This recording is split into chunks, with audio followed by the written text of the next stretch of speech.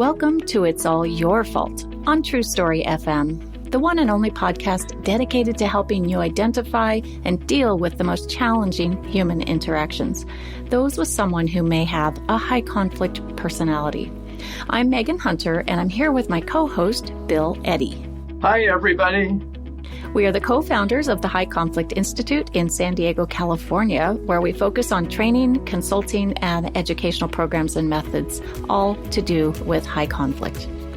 In today's episode, we are answering your questions. Thank you so much for sending them. We have a lot that have been building up, and we haven't been answering them lately, so that's what we'll do in the next today's episode and in the next one or two. But first, a couple of notes. If you have a question about a high conflict situation, speaking of questions, send it to podcast at highconflictinstitute.com or on our website at highconflictinstitute.com/podcast, where you'll also find all the show notes and links. Please give us a rate or review and tell your friends, colleagues, or family about us, especially if they're dealing with a high conflict situation. We are very grateful.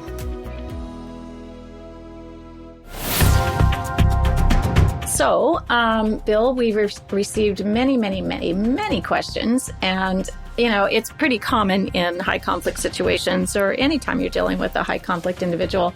It's just a world of opposites. And if we handle the interactions and the situations in the same way we do with everyone else, it frequently backfires, as I think our listeners have caught on by now.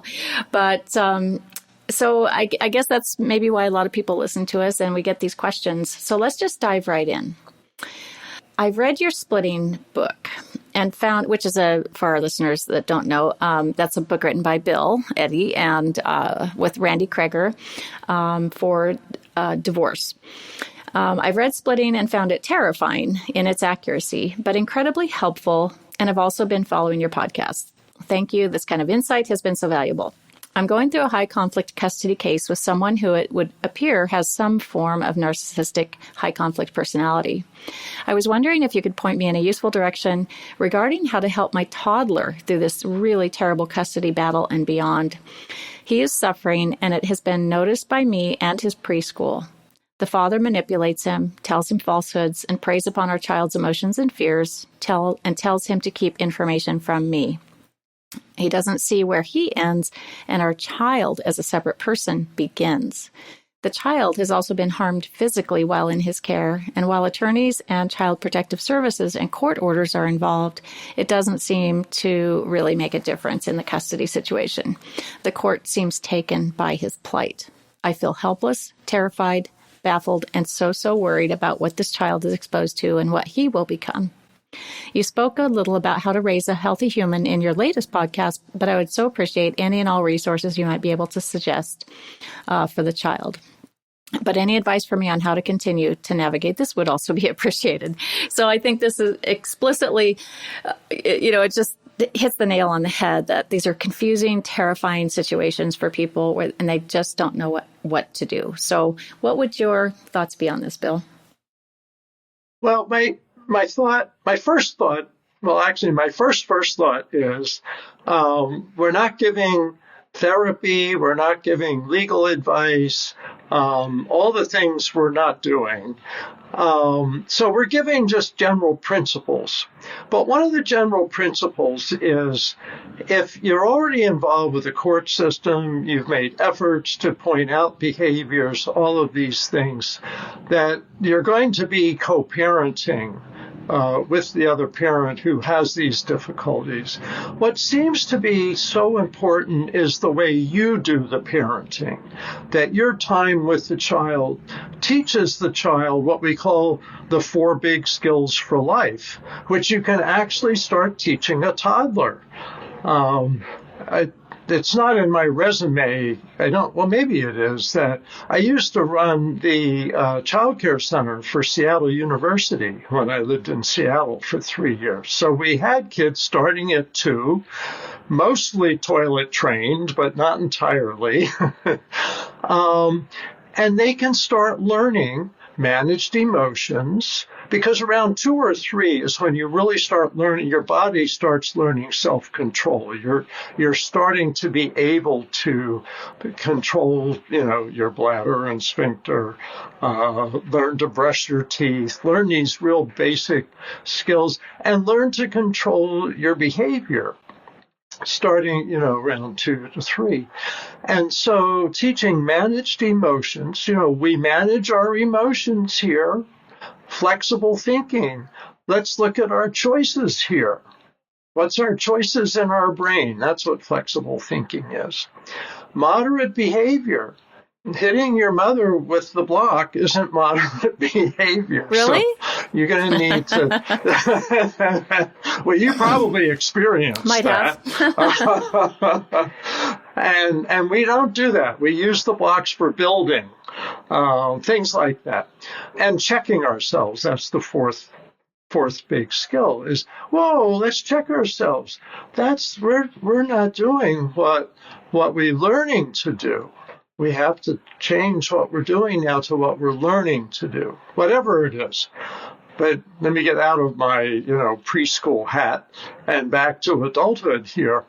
It seems to be that your repetition, your openness, your flexibility, that children really do absorb that. And children also start to see that the way the other parent is not very comfortable. If the other parent's narcissistic, they're going to be demeaning, belittling the child, and then puffing up the child. Say, oh, you're wonderful, you're brilliant, you're my son or daughter, you're the best. And then turning around and saying, you're really stupid. Why did you do that? And no child of mine's going to cry, tough it out. So that's the kinds of things that narcissists do as parents. So it sounds like you've got other people involved, which is the other thing. General principle is get some help, get some consultation, talk to local therapists, talk to legal professionals who may be able to help manage your case if you are in the court system. Answering what to do in court is a whole different question. But at this point, it sounds like you're going to be co-parenting. And that's the thing to do, focus on your part and do it well, really well. Good. Yeah. And I was thinking about a book written by Dr. Benjamin Garber, The Healthy Parents ABCs. We'll put the link in the show notes. And he's written another one called Caught in the Middle, which might be for down the road a bit, but might be some good resources. And then Bill's written some other books too, and we'll throw those in there. So thank you for that question. Next question from a listener. I've just discovered your institute and podcast of the past few days and am amazed to finally have words and concepts to explain my experience of someone in my family. Your examples have been eerily similar to what I've experienced, which I know, Bill, we hear often, like during our consultations or trainings, people will say, oh, wow, I thought, you must have been like in my home hiding in a closet or something for the past 2 years because it's like we honestly have not met every family in the world. But these are patterns of behavior that are actually quite predictable. Super predictable. It's interesting.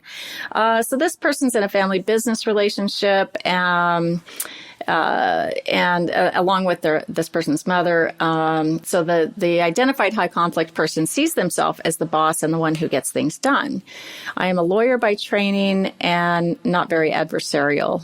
I have great difficulty convincing this family member that litigation is a bad idea and has cost us greatly in the past. We are also being dragged into all manner of other unnecessary conflicts due to blaming and hostile communications with many professionals we deal with. I've found family systems theory very useful in encouraging me to focus on my own reactivity and behavior and modifying that. But I really struggle to know how to handle situations where a decision needs to be made quickly and we have opposite approaches in mind. For instance, a decision about whether to hold someone else to account who I don't believe really did anything wrong.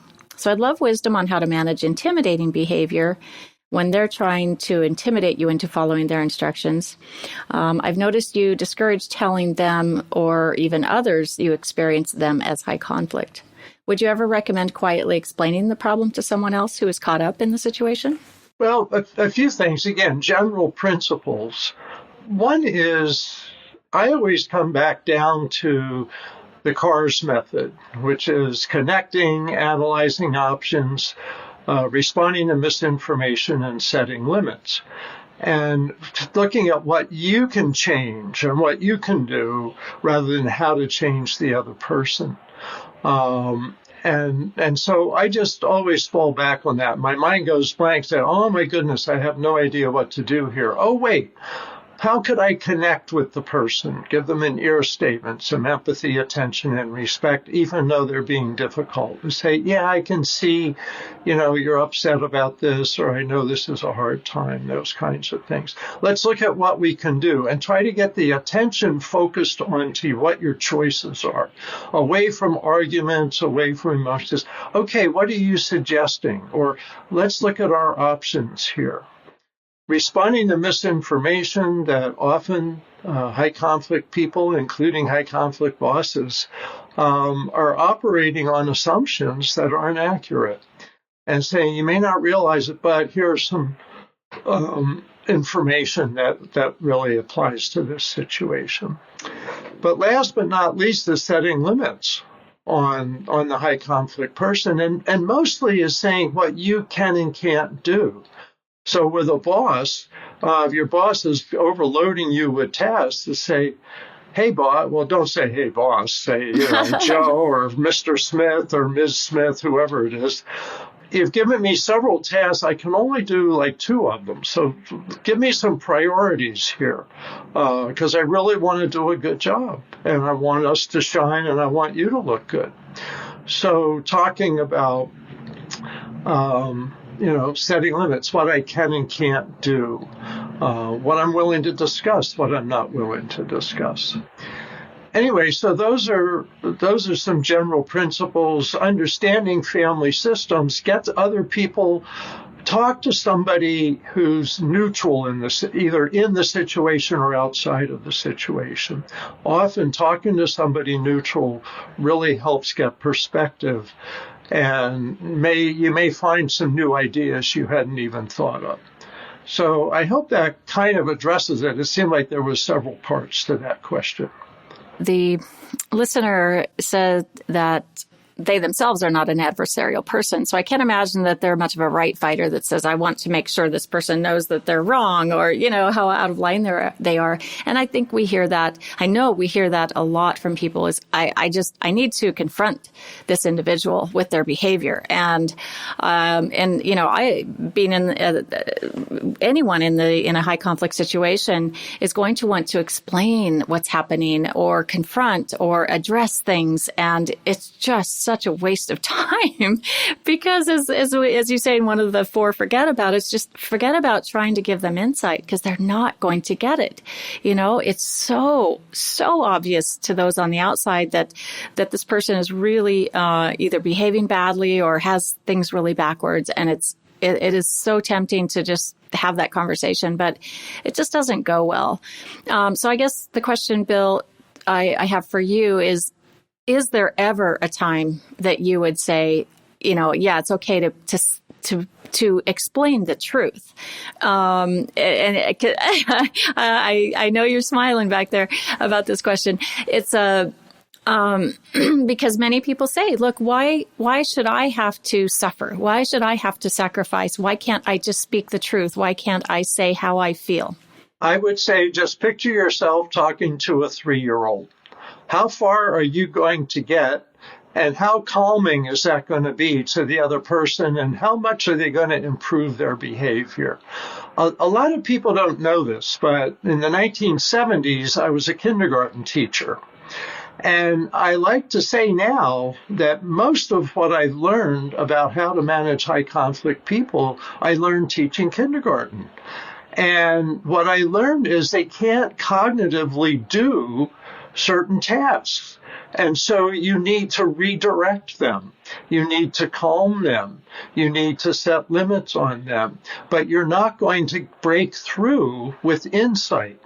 And that's probably the hardest thing for people to get about high conflict people. They so badly want to make them see it from a reasonable point of view.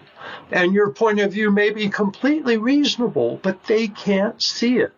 And this is why they have an enduring pattern of behavior. If they have a personality disorder, it's an enduring pattern of behavior. It really doesn't change no matter who yells at them, whispers, puts it in writing, etc. So this is one of the hardest things to understand and accept. But we're skilled at this because we beat our heads against the wall for years and years and years. And we've come to accept that we really can't give them insight. And that if we really want to talk about logic, talk to somebody else who can have that conversation with you. If you have that conversation, if you go confront that person or explain your truth to them, or address their lying or their behavior in the way that you think will work, using that logical approach, what it's going to do is backfire on you in such a bad way that you will have a lot of stress. And it's so much easier. I've experienced this myself. If you just let it go and focus on the skills, focus on what to do in a high conflict situation, like Bill said, using the CARS method. And it's a game changer. It's very empowering, and you don't end up a big ball of stress. So, okay. Next question. I have been married to someone with borderline personality, or at least traits of such, for 10 years. Married for 10 years. My question is, can someone develop BPD traits from living with someone with BPD or traits of such? I have noticed that when my spouse is in a good mood and is doing something nice, I am telling myself not to fall for her tricks and detach from the situation and from her. And also, how do I find a good counselor for myself that can help me recover from living with her? I have been getting blamed for everything that is wrong with our marriage, her work, the kids, and everything else, and I feel less of a person. Until recently, I really felt everything she was telling me about myself is true, and I no longer have any self-esteem. I have given up on being a good husband to her because I am mentally and emotionally drained, but I do want to be a good father to our young boys. So, I think we've probably had this question 1,000 times, and we know it's a tough spot for people to be in. And Bill, you wrote the book, Splitting, Protecting Yourself during a divorce with someone with borderline or narcissistic personality disorder. So what are your thoughts? Well, first of all, I don't want you to think about divorce to start off with. Exactly. And actually, I would refer you back to the book by Randy Krager, Stop Walking on Eggshells. She's the co-author on Splitting. I mostly wrote Splitting. But Stop Walking on Eggshells, she has a co-author, but she mostly wrote Stop Walking on Eggshells. Lots of good advice in there. I think it's in the 3rd edition by now, something like that. But let me touch on a few key points. First of all, you don't catch borderline personality disorder. It's not a contagious disorder. It's basically a personality development disorder, which starts at birth. Some people have genetic tendencies towards that. Early childhood has a big impact on that, and the culture or environment the person grows up in. So you're not catching it from your wife, if in fact your wife has that. But you may start imitating some of the behavior because you think that that's what you have to do. And that's why we develop like ear statements and BIF responses, so that you can still respond calmly and logically and rationally, not get emotionally hooked and go get down in the mud with their emotional outbursts and such. If they have borderline personality disorder, they really don't have good control over this unless they're getting treatment. And there is treatment for borderline personality disorder. That's the good news. Is the DBT, I think, is one of the favorites now. It's dialectical behavior therapy. It's available in most cities around the country. And around the world. And around the world, yeah. Yeah, our listeners are from everywhere. And it's available a lot of times online. There's some forms of DBT, I think, that are available through telehealth, online programs. Yeah, and there's self-help workbooks, etc. But getting someone to go isn't easy, and you should talk to a counselor yourself about those options. And it really sounds like you're in a situation where having your own counselor would be really helpful to help you cope with the stress, but also to help you understand how borderline personality works and how you can kind of avoid the worst parts while not losing yourself. And losing your self-esteem is not that unusual in these situations. And if you're staying in the situation, it's real important to get other people in your life who can be supportive, reinforcing, may help you feel good about yourself. Because unfortunately, people with borderline personality disorder often feel terrible about themselves, but they spread that, and the people around them slowly feel worse and worse and worse. And that's like an abusive situation. And sometimes it's physically abusive. Men or women may do that. So these are all issues, but especially trying to find a counselor. And we can't give you a specific counselor, but you can see people that are on lists. There may be professional lists in your community, marriage counselors, individual counselors, clinical social workers, marriage family therapists, psychologists. Ask around in your community, and you should be able to find somebody that can help, because a lot of counselors are getting more and more familiar with this. Yeah, and I also wanted to mention, there are support groups that may not be specifically for, your situation, but, many people find that just going to any type of support group, whether it's for, Al-Anon as a family member of someone with a substance problem, or a grief support group, it doesn't matter what really kind of support group it is. It's just kind of getting somewhere where you sort of have some support and you feel like you can get your head right. And so I've had a lot of people come back and say, wow, I've even started going to AA, and I don't have a substance problem, but it's just really helped to get structure and support. Also, it's helpful to remind yourself that even while your wife is, angry, or, whatever the behaviors are that are coming at you, it's helpful to think of her as a person in pain, that even though the stuff that's coming out of her feels really ugly to you, there's a lot of pain in there. So it's really important to set limits and to use empathy, attention, and respect so that you're addressing sort of some of that pain, and while still taking care of yourself. One last thought is that my little publishing company, Unhooked Books, is fortunate to have published a book called Borderline Personality Disorder Wellness Planner for Families, written by Amanda Smith. You can find it on Amazon in any country, or on unhookedbooks.com, or on Amanda Smith's website, which is elusive to me right now, but you can Google her, Amanda Smith, dialectical behavior therapy or borderline personality disorder, and you'll find it. But anyway, it's a wellness planner where you'll once a week have 1 or 2 pages of reading that will help you understand your spouse better, or that person in your life better, and give you some relief about why you're feeling angst or why your self-esteem has taken a hit. And then it has some checklists that you can kind of do to take care of yourself, because these are hard relationships, really, really hard. So this is a very helpful book, and we'll put that link in our show notes as well.